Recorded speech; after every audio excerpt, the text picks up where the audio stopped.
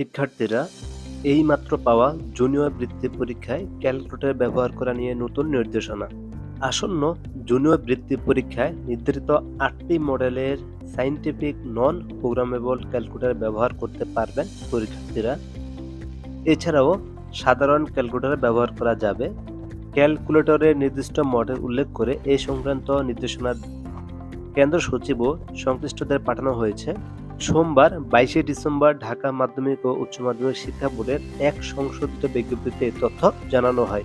মডেলগুলো হলো FX 82 ms, FX 100 ms, FX 570 ms, FX 991 ms, FX 991 EX, FX 991 S+, FX 991 CW মডেলের calculator ব্যবহার করা যাবে। এই বছর জুনিয়র বৃত্তি পরীক্ষা শুরু হবে আগামী 28শে ডিসেম্বর।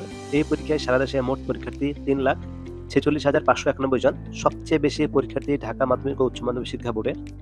পরীক্ষার্থীর সংখ্যা 87,949 জন। এছাড়াও রাজশাহী মাধ্যমিক উচ্চ মাধ্যমিক শিক্ষা বোর্ডে 43,660 জন, কুমিল্লা মাধ্যমিক উচ্চ মাধ্যমিক শিক্ষা বোর্ডে 40,219 জন, চট্টগ্রাম মাধ্যমিক উচ্চ মাধ্যমিক শিক্ষা বোর্ডে 29,005 জন, যশোর মাধ্যমিক উচ্চ মাধ্যমিক শিক্ষা বোর্ডে 38,676 জন, সিলেট মাধ্যমিক ও উচ্চ মাধ্যমিক শিক্ষা বোর্ডে 23,022 জন, দিনাজপুর মাধ্যমিক উচ্চ মাধ্যমিক শিক্ষা বোর্ডে 40,231 জন, ময়মনসিংহে 23,200 জন, সর্বশেষ বরিশাল বোর্ডে 20,629 জন পরীক্ষার্থী অংশগ্রহণ নেবেন। জানা গেছে পরীক্ষাগুলো সকাল 10টায় অনুষ্ঠিত হবে। 31শে ডিসেম্বর এই পরীক্ষা শেষ হবে। এর আগে 21শে ডিসেম্বর শুরু হওয়ার কথা ছিল, পরে তা পিছিয়ে আনা হয়।